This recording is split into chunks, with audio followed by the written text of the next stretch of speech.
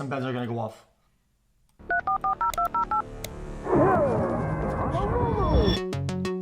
It's the year 2000, and US President Bill Clinton is predicting how China's about to transform.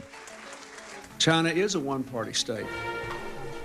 It does deny its citizens fundamental rights of free speech and religious expression. A protester suddenly ran into the middle of the street. But economic innovation and political empowerment, whether anyone likes it or not, will inevitably go hand in hand. He's arguing that trading more with China is a smart thing to do because it'll help spread the internet there, and that will help its citizens fight for democracy. We know how much the internet has changed America.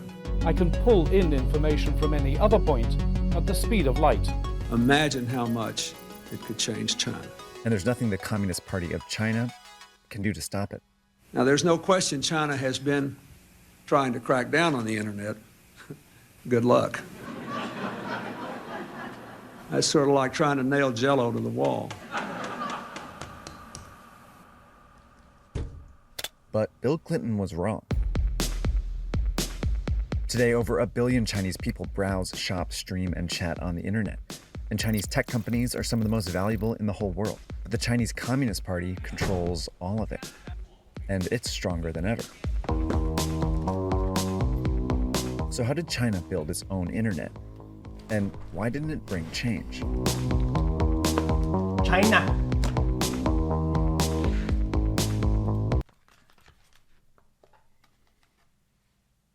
Terraria speedrun when? Better than Drake told all.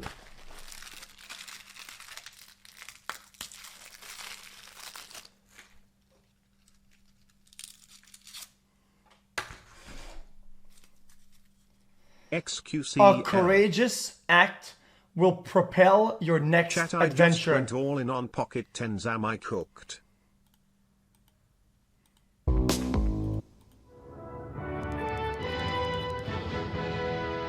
So right now we go to Forrest Sawyer with the news. Forrest?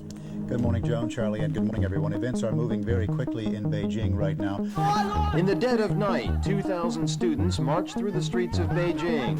It had the real feeling of rebellion in the streets of Beijing. In June 1989, the Chinese Communist Party was facing a crisis.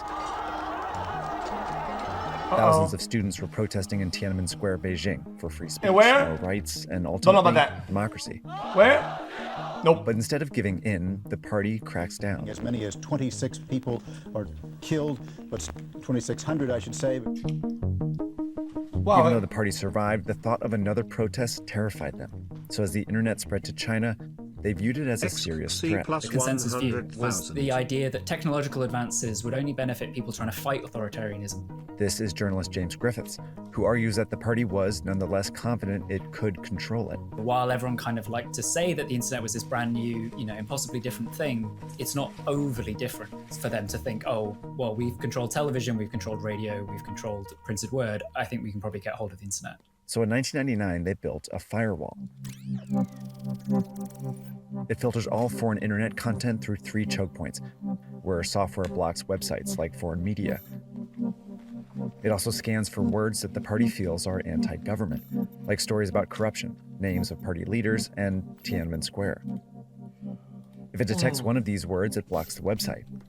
The party had separated China from the global internet, and this... Chad, when United banned TikTok, is it kind of like that though? Hey, no disrespect. Isn't that... Couldn't you use words to kind of be like, no? It kind of is like that. Firewall became known as the Great Firewall of China. By blocking what came in from the outside, the party could then focus on the threats coming from the inside.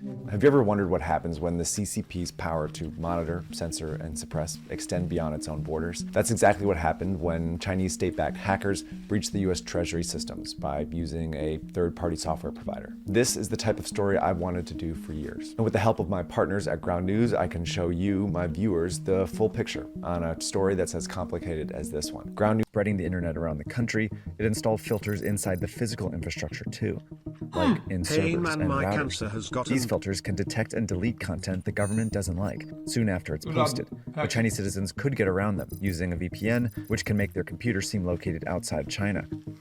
or by using code. Chinese actually also as a Guys, language is unique. Guys, the guy said my cancer's gotten better. I read it and I said, good job, man.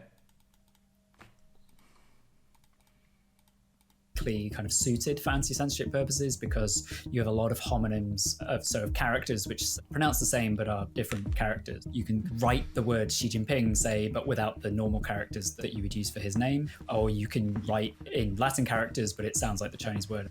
People talk about May 35th, which is June 4th. To detect this kind of coded language, the party began employing thousands of real humans to lurk around and report it. These overlapping layers of censorship can't stop a Chinese citizen from criticizing the government, but by detecting it early, the party can prevent it from spreading and make it extremely difficult for anyone to organize against it. There are obviously very lots of sensitive topics on the Chinese internet, but one of the most sensitive topics is not a specific political issue, it's any kind of mass action. It doesn't matter the topic or the... Now they have AI, right? They don't need the humans, because now they have AI to figure it out. AI says, what could be May 35th? It's plus 4. Cause they don't want people to organize. If they do, the party can trace it back to the original user and send the police.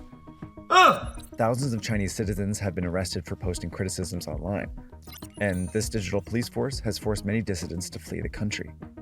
The party designed an internet that lets it stop criticism from spreading far enough to spark a movement against it. What the Great Firewall is for is that people can have the information and they can have an opinion that is incredibly anti-government. But if they can't do anything about I think it's American propaganda to say that this isn't happening in the UK.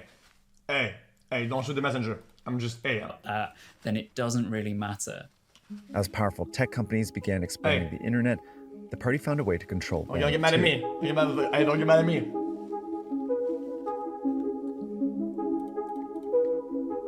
When Google launched a Chinese language search engine in 2006, the party let them operate inside the Great Firewall under one condition.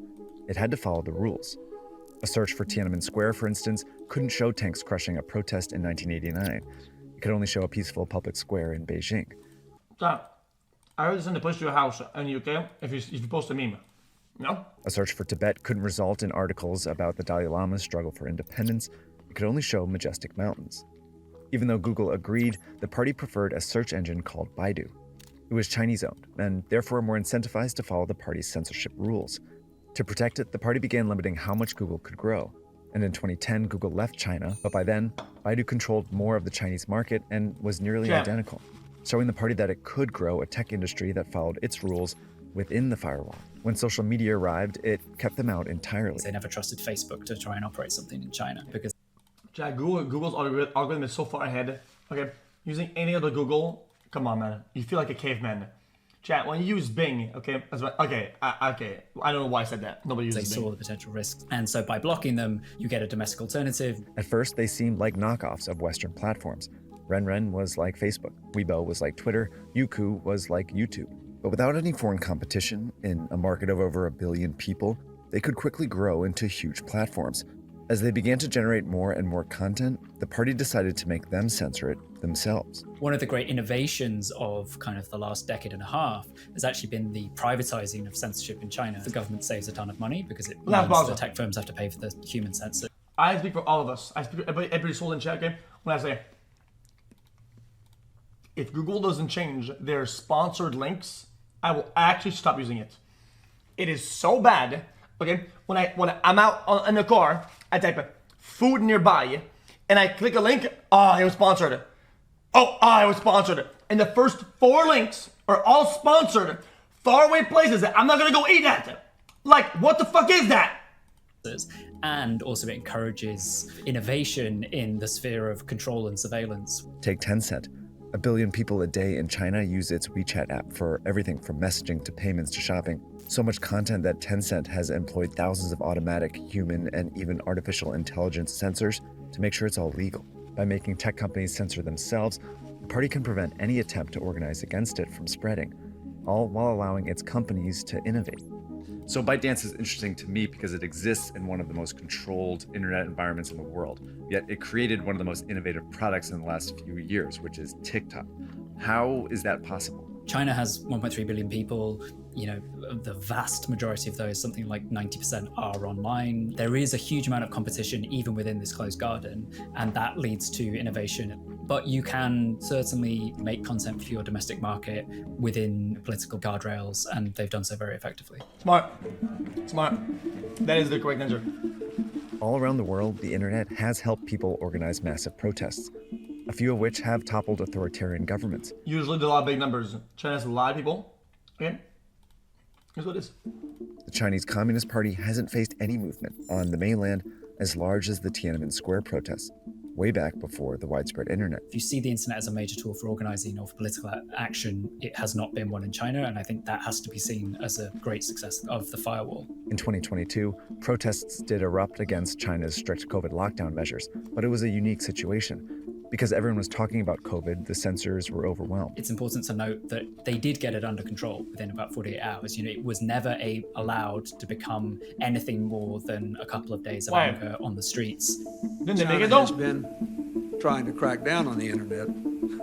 Good luck. The consensus was wrong. The internet doesn't necessarily strengthen democracy. It can strengthen just the opposite. There you go. And it's staying, people. We did it. We did it.